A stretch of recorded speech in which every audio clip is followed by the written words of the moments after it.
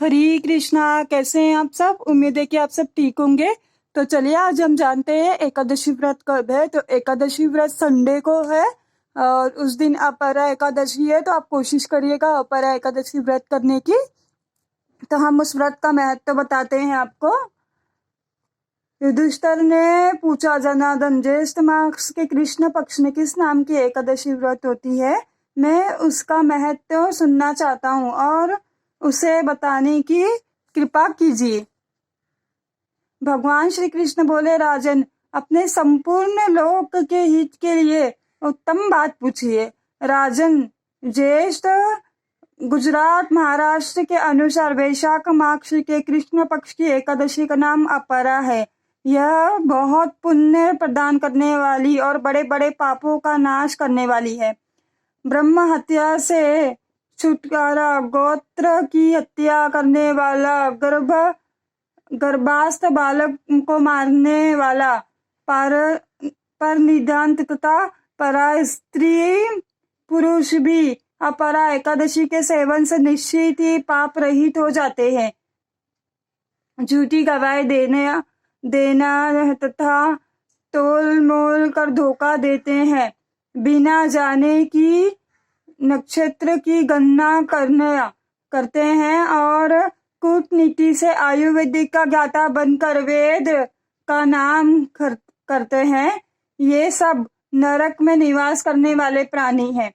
परंतु अपरा एकादशी के सेवन से ये भी पाप रहित हो जाते हैं। यदि कोई क्षत्रिय अपने क्षत्र धर्म का परित्याग करके युद्ध से घबराता हो, वह घोर नरक में पड़ता है। जो शिष्य विद्या प्राप्त करके स्वयं ही गुरु निंदा करता है, वह भी महापापों से युक्त होकर भयंकर नरक में गिरता है।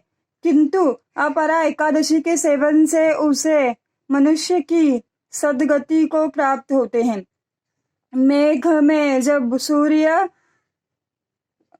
में जब सूर्य मकर राशि पर स्थिर हो, उस समय प्रयाग में स्नान करने वाले मनुष्य को जो पुण्य फल प्राप्त होता है, काशी में शिवरात्रि का व्रत करने से जो पुण्य प्राप्त होता है, गया में पिंडदान करके पितरों को प्राप्ति प्रदान करने वाला पुरुष जिस पुण्य का भागी होता है।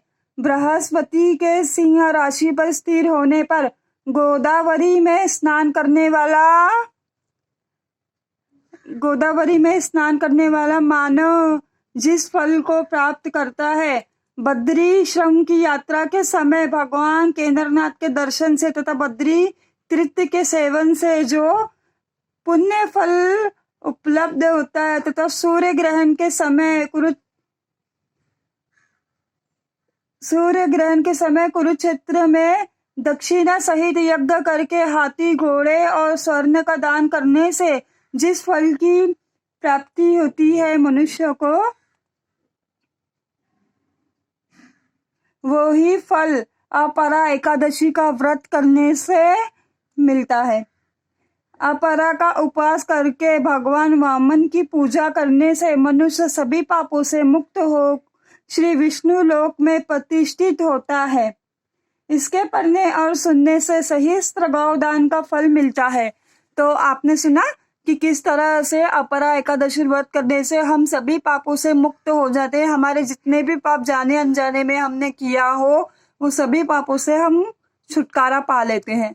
तो आप सभी अपरा एकादशी का व्रत कीजिए और हरे कृष्ण महामंत्र का जप कीजिए। हरे कृष्ण कृष्ण कृष्ण हरे हरे, हरे राम राम राम हरे हरे। जय गौर विष्णु प्रिया। अपना ध्यान रखिएगा। राधे राधे। धन्यवाद। प्रणाम आप सभी को।